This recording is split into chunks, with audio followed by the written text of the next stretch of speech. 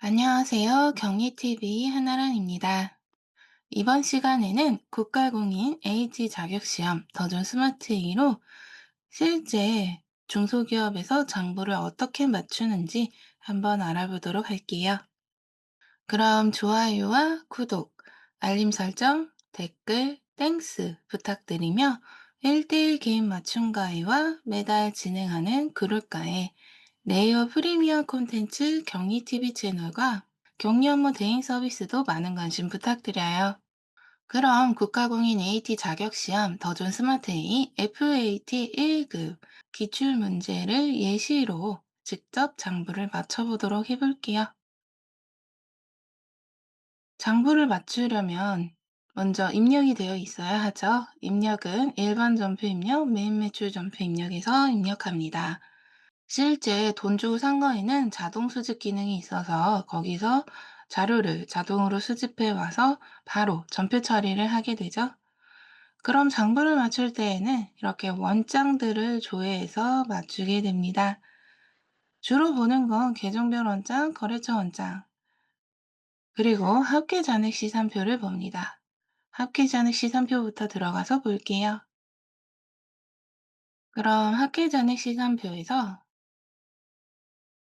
가장 마지막 날짜인 12월 말일로 놓고 조회를 하면 가운데 계정 과목들이 나오죠. 계정 과목들은 우리가 분개를 해서 사용한 계정 과목 모두를 이렇게 보여주고 자산, 부채, 자본, 수익, 비용 순서대로 나옵니다.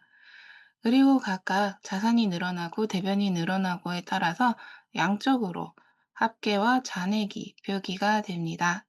그래서 자산은 대부분 다 잔액이 차변에 있고요.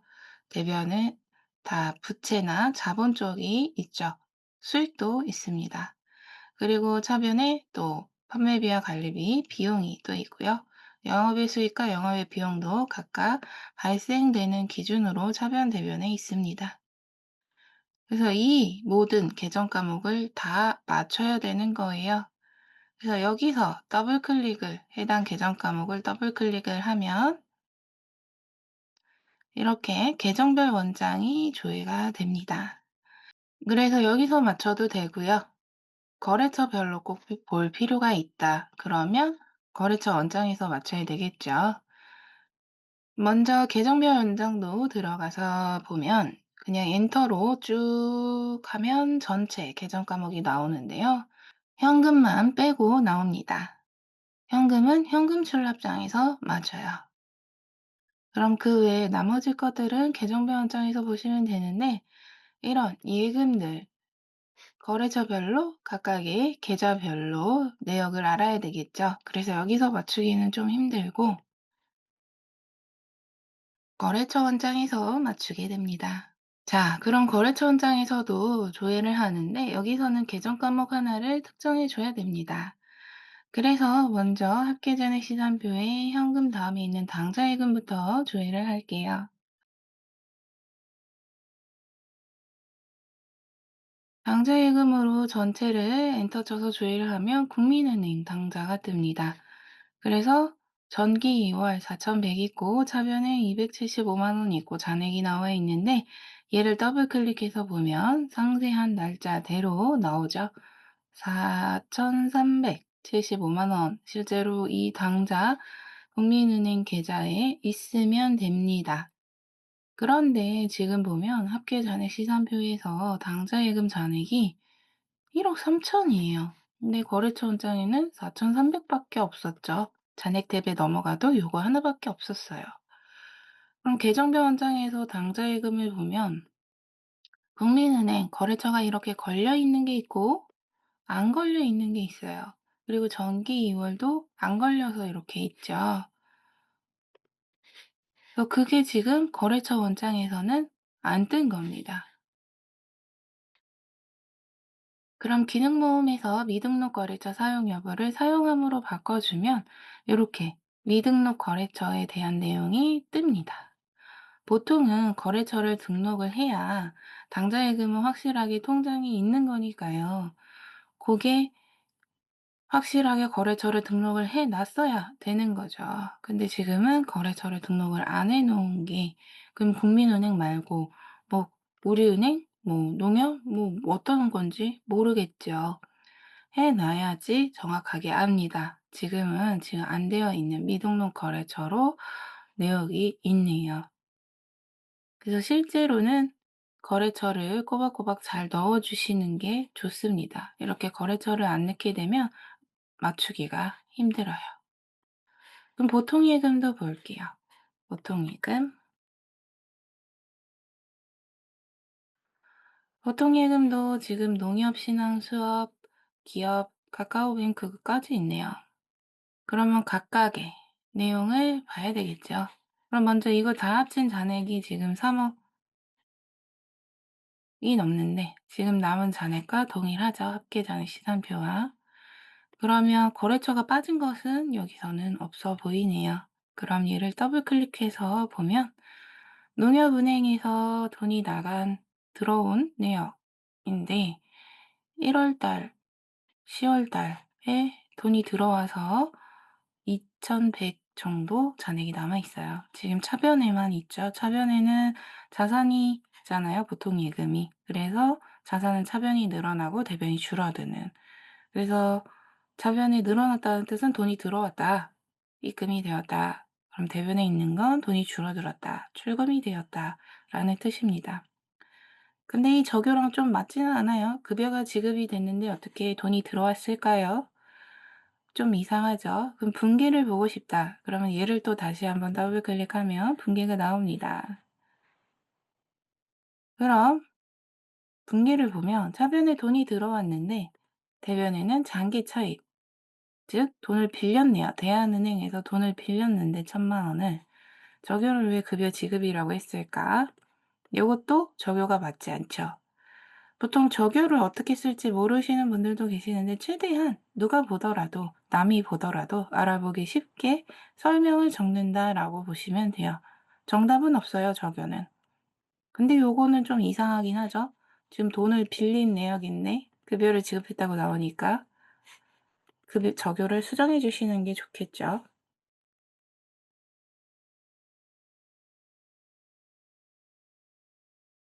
그리고 10월 달에 돈 들어온 내역도 보면 지금 보통예금 농협에 들어와서 그게 이자 수익이다. 근데 나머지는 선납세금으로 세금을 떼고 줬다라는 건데, 여기서도 실제로 사용을 하실 때에 이 선납세금 계정 과목 사용하실 때 거래처를 지금 농협은행 보통으로 되어 있지만 이게 아니라 우리가 납부해야 할 거래처, 즉 선납세금은 우리가 법인이니까 법인세를 먼저 낸 건데, 법인세는 국세라 관할 세무서가 거래처가 됩니다. 관할 세무서가 있을래나? 있네요, 세무서가. 서대문. 여기 서대문에 있나 봐요. 근데 여기서 이제 77만 원이 다 국세로 법인세에 해당이 될 수도 있지만, 보통은 법인세가 있으면 거기에 따른 지방세도 붙거든요. 그래서 지방세와 법인세 둘 다 있을 겁니다. 그럼 그걸 구분을 해줘야 돼요. 지금 그게 구분이 되어 있지 않아요. 그 금액을 명확히 하려면 은행에서 이자소득 원천징수 영수증을 조회해서 보시면 그 금액이 정확히 구분돼서 나옵니다.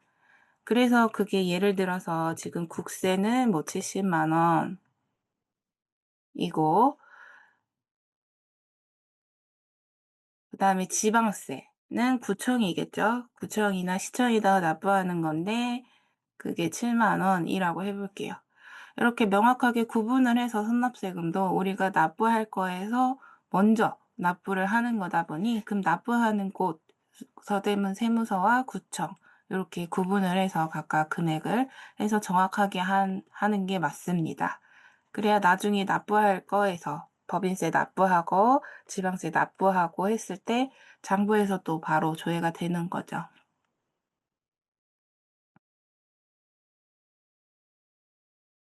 네, 이렇게 통장은 실제 통장이 있잖아요. 보통예금은 통장이니까 그 통장, 실제 현재 잔액과 맞는지 바로 비교 대상이 있죠. 그래서 그 비교 대상이 있다 보니 바로바로 그냥 요 잔액이 맞는지 보시면 되는데, 실제로 인제 우리 회사에서 통장으로 발생이 되는 거래가 무척 많기 때문에 1 년에 한 번 맞추는 것보다는 수시로 자체 기장을 하신다 그러면 수시로 뭐 일 주일에 한 번이나 늦어도 한 달에 한 번은 이렇게 조회해서 맞추시는 걸 추천을 드립니다.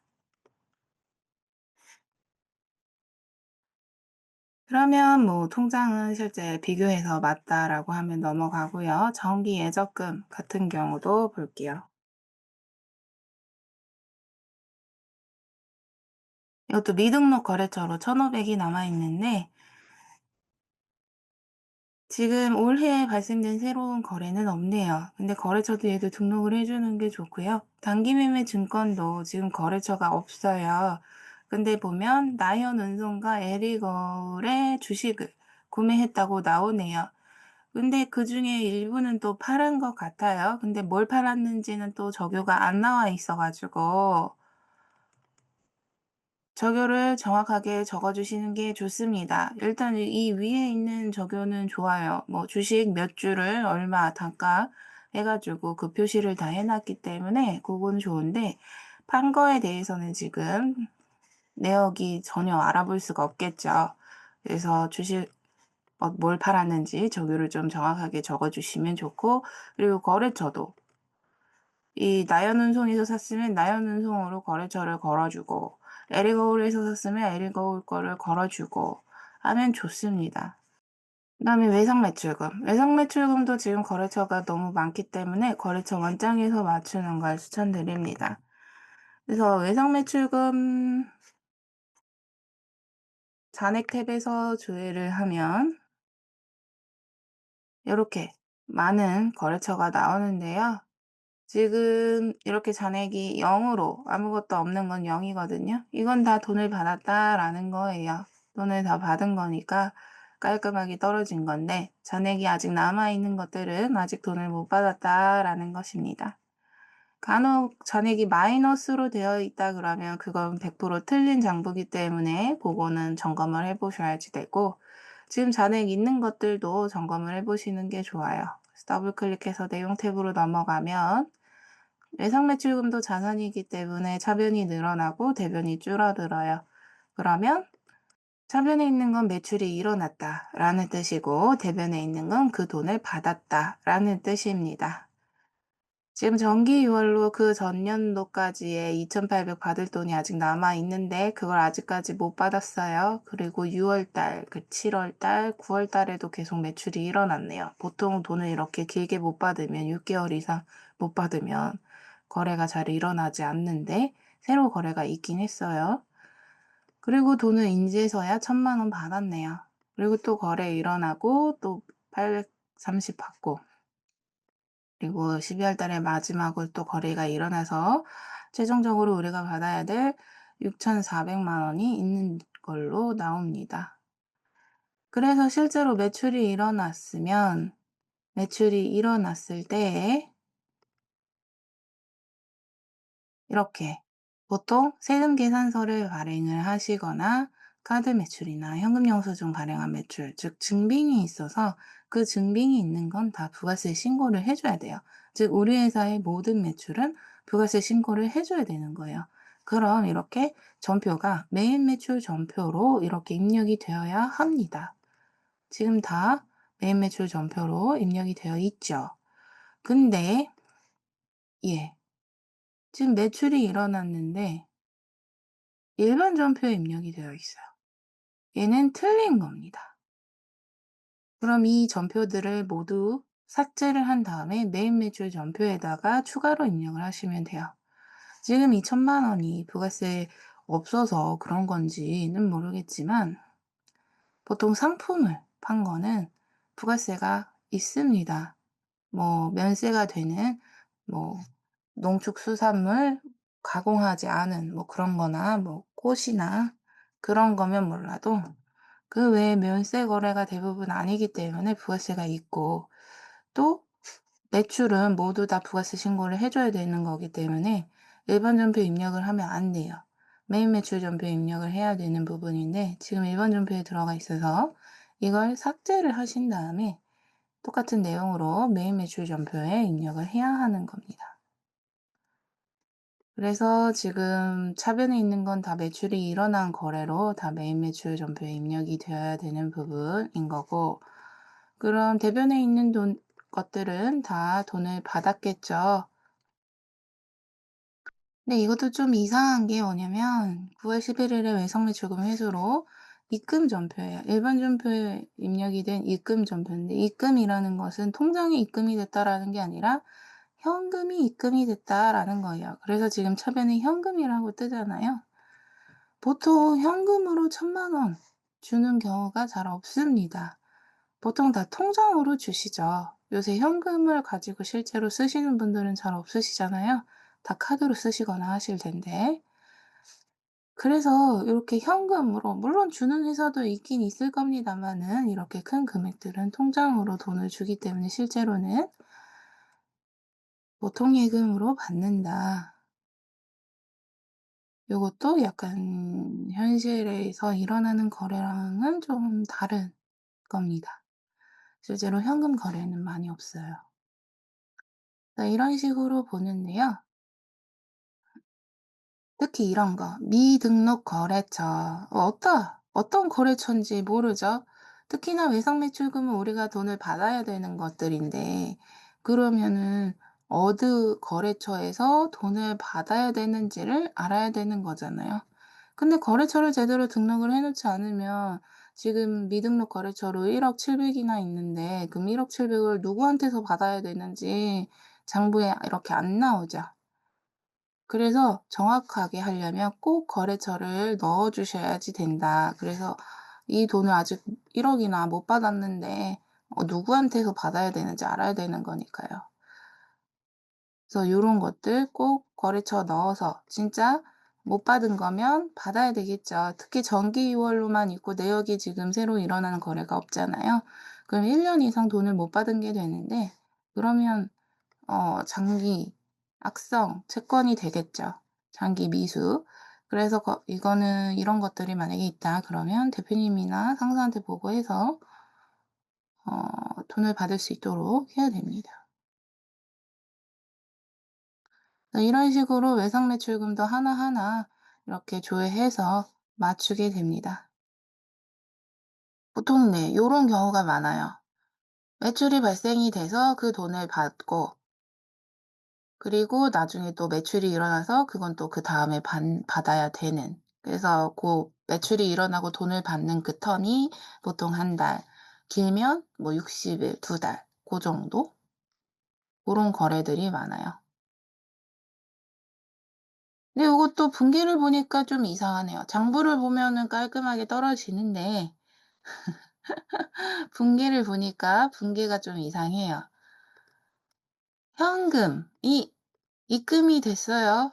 그리고 그 돈이 외상매출금이래요.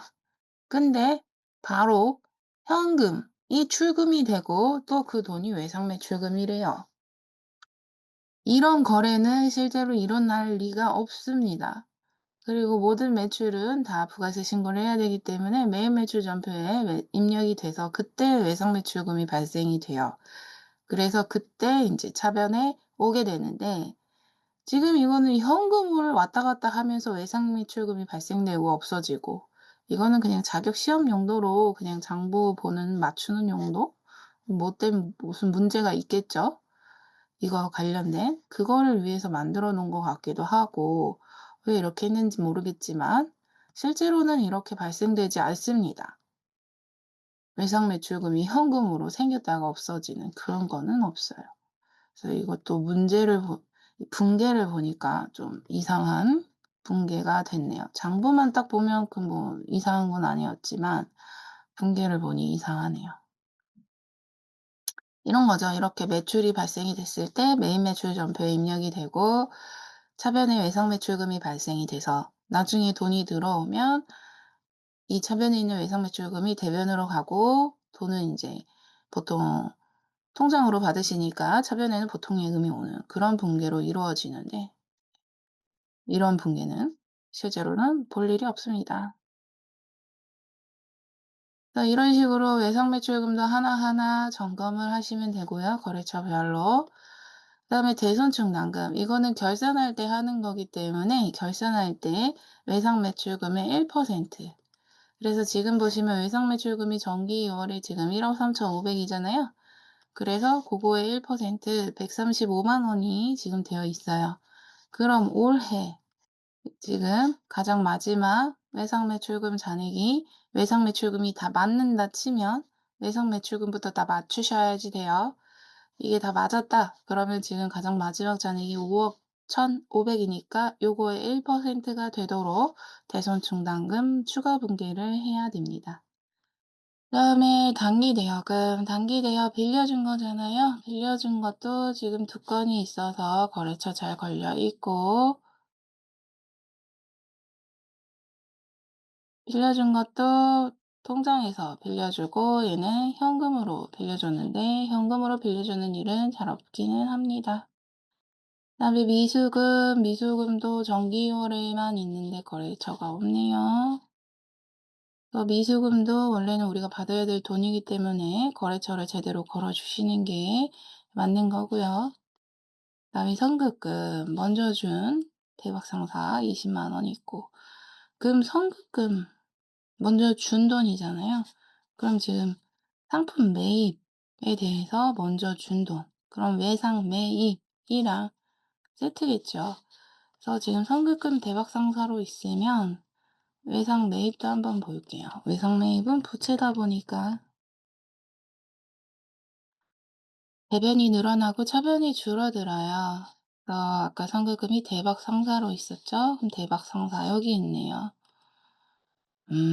대박상사로 지금 550만 원 접대비인데 이것 좀 프로그램이 꼬이지 않았나? 지금 접대비 550인데 왜 갑자기 현빈 유통 매출 붕괴가 나오지?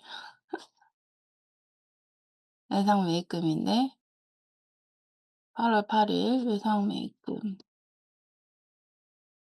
프로그램이 약간 꼬이지 않았나? 없네요.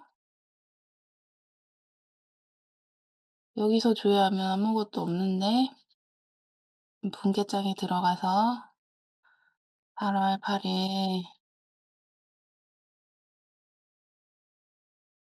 분계는 되어 있는데 메인 매출 전표에 입력이 되어 있는데요.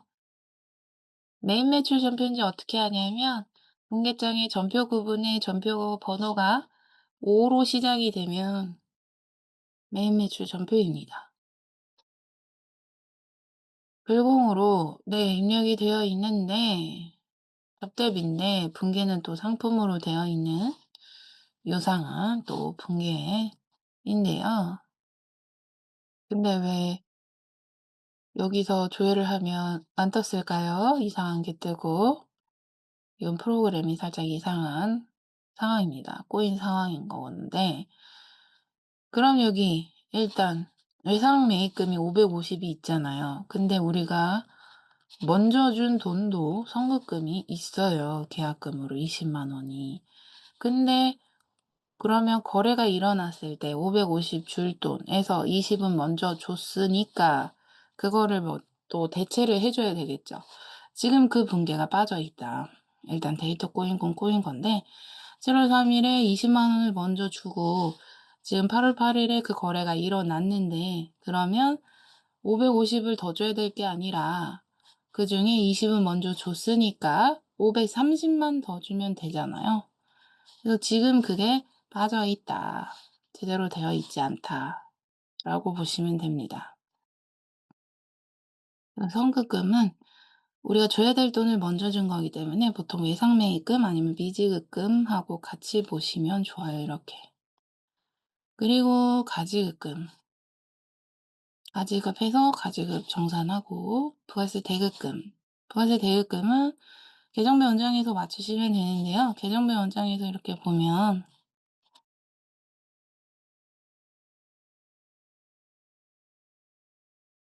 원래 분기별로 여기서는 확정신고해요. 확정신고하고 보통 법인이잖아요. 법인이면 3월 1 월부터 3 월까지 일기 예정 신고를 했어야 되는데 지금 부가세 붕괴가 빠져 있고요.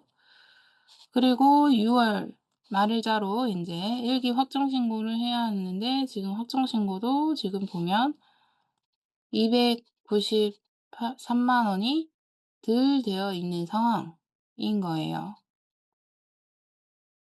왜 덜 됐을까? 그리고 7, 8, 9 그럼 9월 말일자에 또 부가세 붕괴가 빠져 있고 10, 11, 12, 12월 말일자에도 또 부가세 이익이 확정 신고를 해서 붕괴가 이루어져야 되는데 그게 또 빠져 있네요. 그러면 지금 부가세 신고가 제대로 됐는지 부가세 붕괴가 제대로 안 되어 있는 상황입니다. 그럼 부가세는 또 부가세 예수금이 매출 세액이다 보니까 매출 세액도 같이 보면 예정 신고 때는 다 분기가 빠져 있고 그리고 확정 신고 때 일기 확정 신고 때도 요것도 지금 분기가 제대로 다 떨리지 않은 상황이에요. 마찬가지로 이게 확정 다 없고. 지금 그러면 이 분기가 왜 이렇게 되어 있는지 찾아봐야 되겠죠.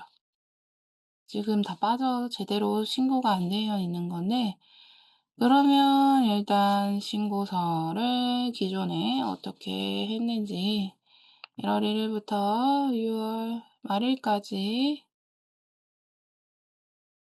4 월부터 6월 마감된 데이터가 있으니까 데이터를 불러오시겠습니까? 예 하고 그럼 마감된 데이터를 보면 세금계산서 발급분 총 10 장으로 지금 되어 있는데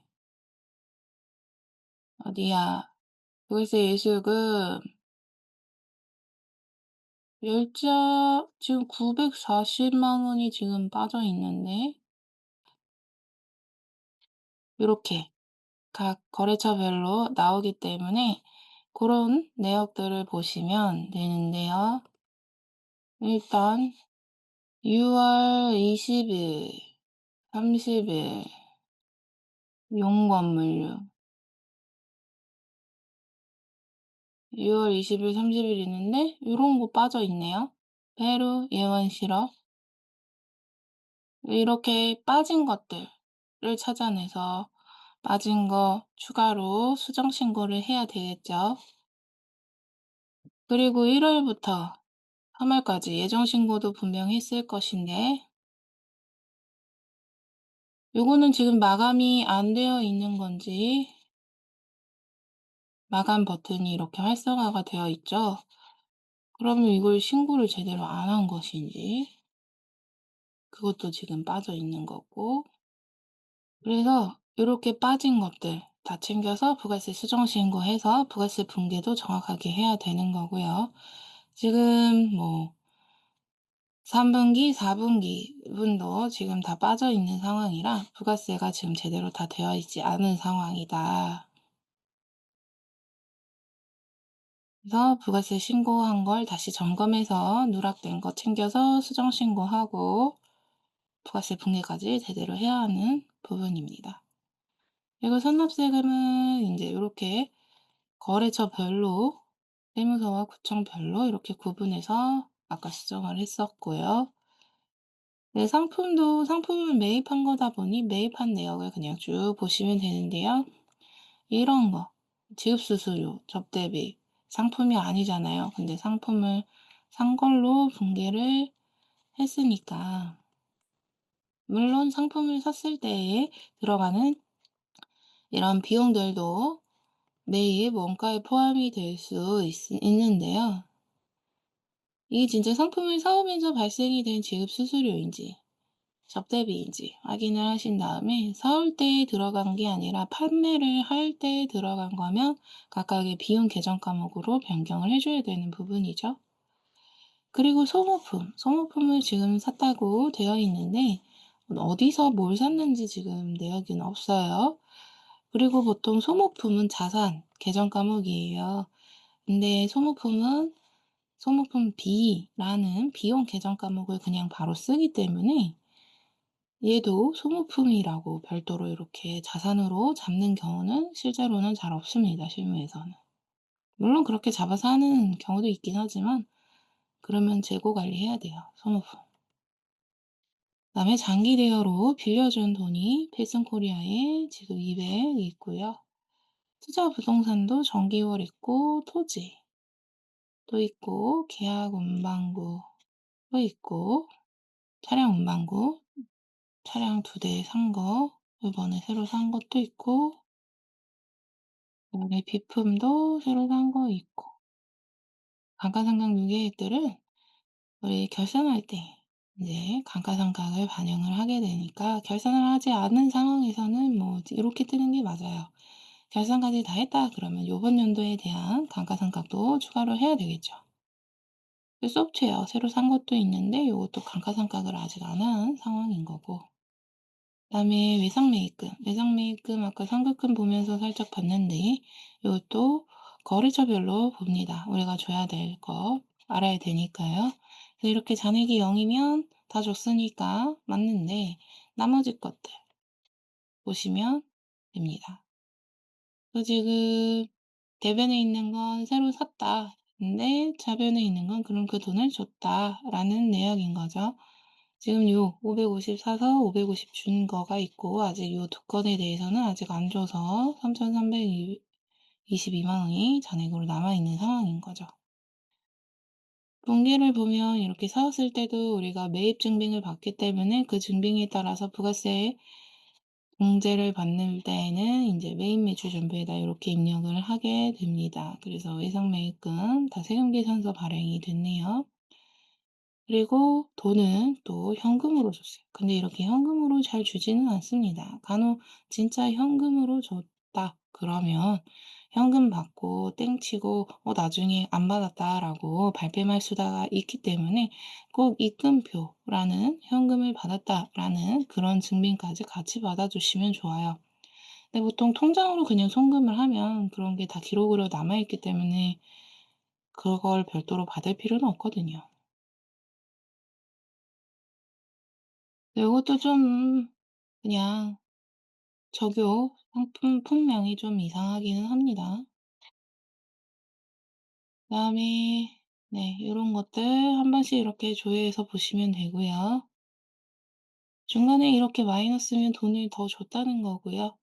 그러면 돈을 더 줬을 때 지금 900 을 더 줬잖아요. 더 줬을 때 얘를 성급으로 해 놔도 되고 이렇게 그냥 마이너스로 두신 다음에 그다음에도 결국 이렇게 거래가 일어나서 플러스가 됐으니까요. 그냥 이대로 두셔도 됩니다. 장부에 이렇게 한눈에 나오니까 장부 맞추기에는 괜찮거든요. 결국 결산할 때 마지막 잔액이 마이너스만 아니면 되는 거라서. 그다음에 지급원. 이거는 우리가 어음을 발행을 한 내역인 거죠. 그래서 그 내역 보시면 되고 미지급금. 미지급금도 거래처별로 맞춥니다.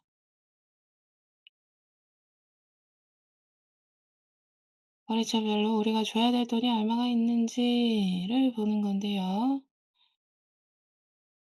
하나하나 내역을 봐서 지금 정기월로 넘어온 돈이 있는데 1월 달에 또 줘야 될 돈이 이렇게 있어요. 광고 선전비라고 해서. 근데 요것도 좀 이상하긴 해요. 비용이 발생이 됐으면 지금 금액이 뭐 얼마 되지 않는 10,000원, 20,000원 되는 것도 아니고 지금 1,200인 넘는 금액인데 증빙을 받았을 거고 그 증빙이 부가세 인제 공제 받는 걸로 해서 보통 세금 계산서를 받을 거거든요. 그럼 이걸 매입 매출 전표에다 입력을 해야 되는데 일반 전표에 입력을 했단 말이죠. 요것도 이상한 겁니다. 그리고 돈을 계속 안 줬어요, 지금. 그것도 좀 체크를 해 보셔야지 되는 부분이고 여기에서도 차량 할부금 미지급 반대라고 되어 있는데 계약금으로 먼저 줬나? 그리고 차량을 샀고 또 거기에 대한 거 주고 차량을 한 대 더 사서 또 주고. 근데 다 또 현금으로 줬단 말이죠. 실제로는 현금이 잘 없기 때문에 현금으로 주는 일은 잘 없기는 합니다마는, 차량 운반구도 이렇게 구입을 했을 때에 세금계산서를 받기 때문에, 물론 이 차량이 뭔 차량인지는 모르겠지만 비영업용이라면 불공제가 되겠죠. 하지만 그렇다 할지라도 거기에 대한 증빙, 계산서를 받기 때문에 다 매입매출전표에 다 입력을 해야 돼요. 지금 요거처럼. 지금 모닝은 경차기 때문에 공제를 받습니다. 그래서 지금 과세, 유형이 과세로 이제 불공이 아닌 공제 받는 걸로 지금 매입매출전표로 세금계산을 받았다라는 건데, 이것도 세금계산서를 받아야 돼요. 불공제든 공제든. 받은 다음에 그걸 매입매출전표에 입력을 해서 이제 비영업용 차량이면은 불공으로 이제 입력을 하는 그런 부분이 있는 건데, 그게 지금 또 잘못되어 있는 상황이고, 또 거기에 대한 이제 미지급금 반제, 즉 이거를 돈을 넣어놔서 값 인제 주는 상황인 건데, 그것도 보통 우리가 이렇게 띄엄띄엄 주지는 않죠. 보통 할부이기 때문에 매달 얼마씩, 그리고 할부 이자까지 해 가지고 이자와 원금 요런 식으로 해서 같이 나가게 됩니다. 근데 지금 그런 부분이 다 빠져 있어요. 분개를 뭐 진짜 현금으로 줬다 할지라도 미지급금만 있죠. 이자 부분도 빠져 있고, 이렇게 띄엄띄엄 주는 게 아니라 매달 인제 갚아 나가야 되는 부분이기 때문에, 고런 부분이 지금 현실하고는 좀 다르다. 그다음에 뭐 요런 미지급들, 카드는 또 카드별로 카드값이 7월 달에 이렇게 카드 사용을 했으면 보통 8월 달에 돈이 나가야 되겠죠. 늦어도 9월 달에는 나가야 되는데, 요것도 지금 4월 달에 카드 긁고 12월 달에 카드를 긁었는데 카드 나간 게 아무것도 없어요. 지금 카드 대금 나간 게 다 빠져 있다, 그런 상황인 거고. 그다음에 예수금. 예수금도 원래 거래처들을 다 넣어 줘야 돼요. 왜냐면 예수금 급여에서 떼잖아요. 요렇게 써 있네요. 4대 보험 등에서 소득세 등에서, 즉 4대 보험 각각 공단이 납부할 금액이 따로따로 다 있을 것이고, 소득세, 지방세도 원천징수로 납부할 금액이 다 따로따로 있을 거예요. 그럼 그걸 다 구분을 해 줘야 되는데, 지금 그게 다 빠져 있는 상황이다. 거래처별로 지금 맞지 않은 상황인 거고, 그럼 거래처별로 다 합쳐서 한다 할지라도 지금 사면 되면 급여 붕괴가 지금 이상한 상황이에요. 왜냐면 전기 2월로 넘어온 건 12월 달에 예수한 금액, 그럼 1월 달에 다 납부가 되어 있어야 되는데 290이나 떼놨었는데 16만 원만 납부를 했죠. 그리고 1월 달 급여 지급하면서 6만 원을 떼놨는데 납부는 12만 원을 또 했네요. 두 배를 이상하죠.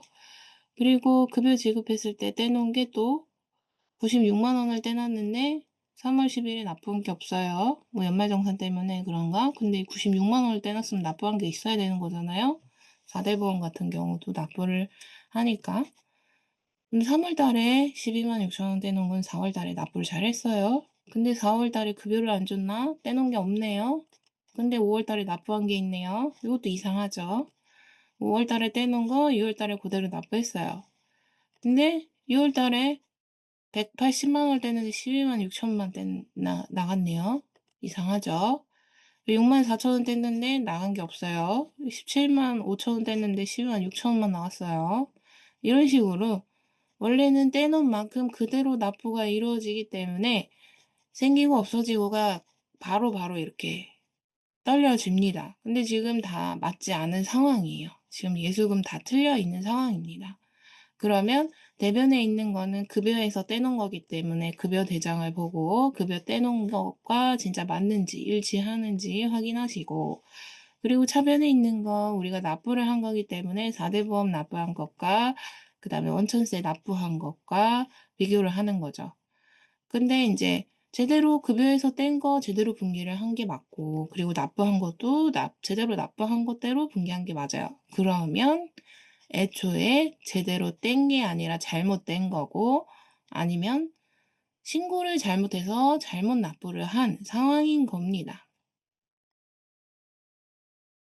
예수금은 지금 다 틀려 있는 상황인 거고요. 부가세 예수금은 아까 받고, 그다음에 가수금 회사에 돈이 없어서 대표이사가 돈을 빌려준 내역입니다. 그리고 선수금 얘는 돈을 먼저 받은 내역인데 지금 다 대변에 돈 먼저 받은 내역만 있네요. 근데 선수금은 이제 아까 외상매출금이랑 세트예요. 그럼 외상매출금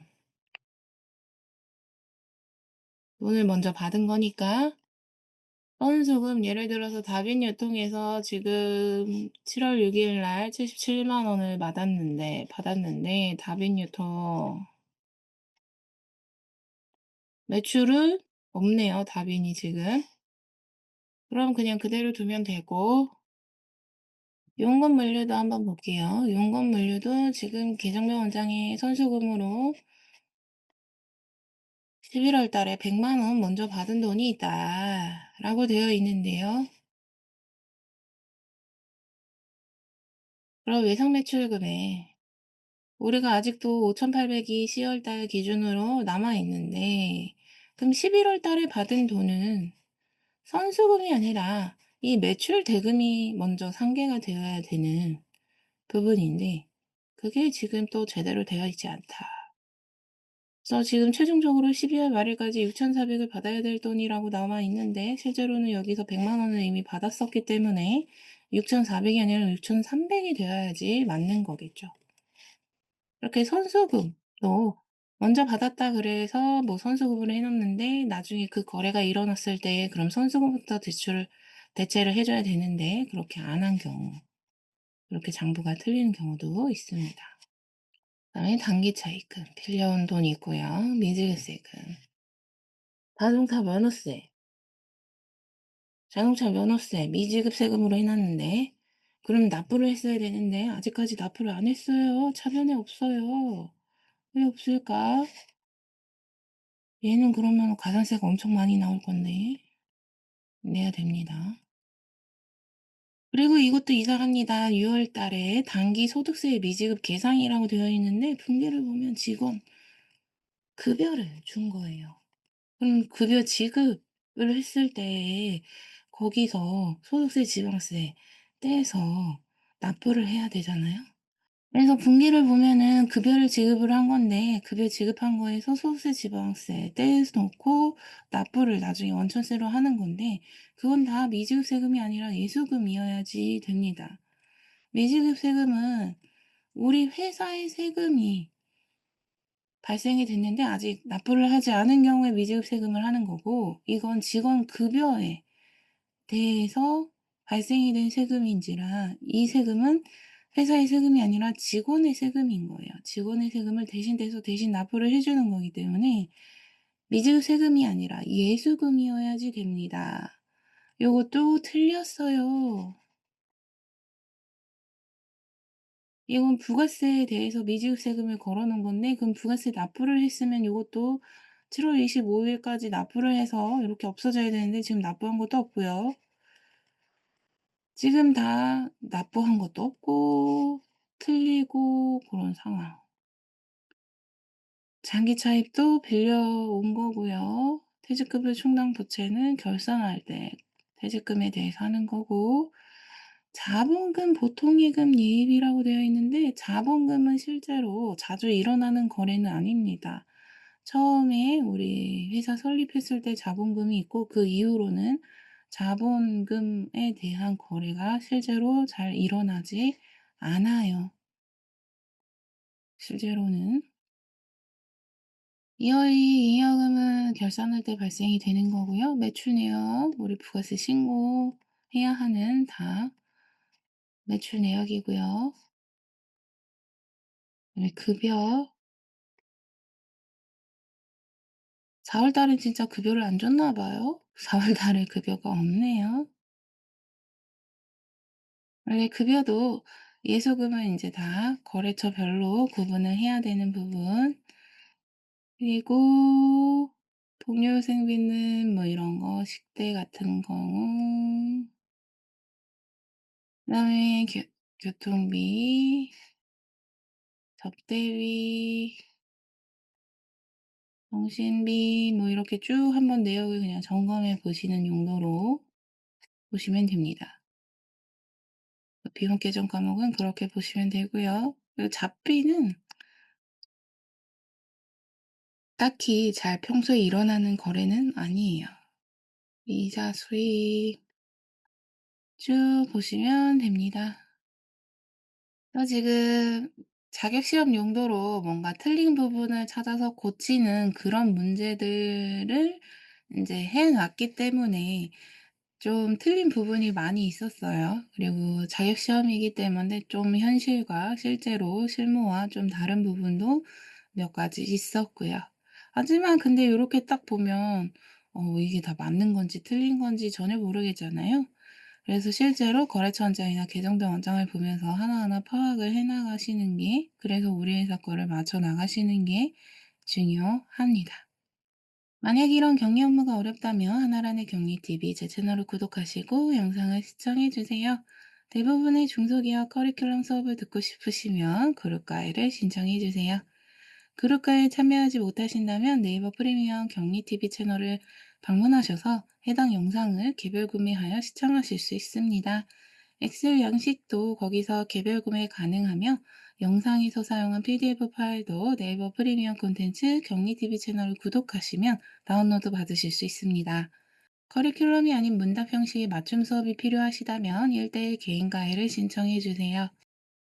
만약 격리 고용이 힘든 대표님들은 격리TV에서 제공하고 있는 격리 업무 대행 서비스를 이용해 보세요. 회계 프로그램 도입이나 스타트업의 격리 업무 안정화, 장기휴가 대체 업무 등의 단기 서비스도 가능하고 장부 점검 등의 격리 업무 관련 컨설팅도 가능합니다. 신청 및 문의는 화면에 보이는 이메일 주소로 메일 보내주세요. 더보기 설명에도 메일 주소 나와 있으니 참고해 주시고요. 그럼 다음 시간에 만나요. 안녕히 계세요.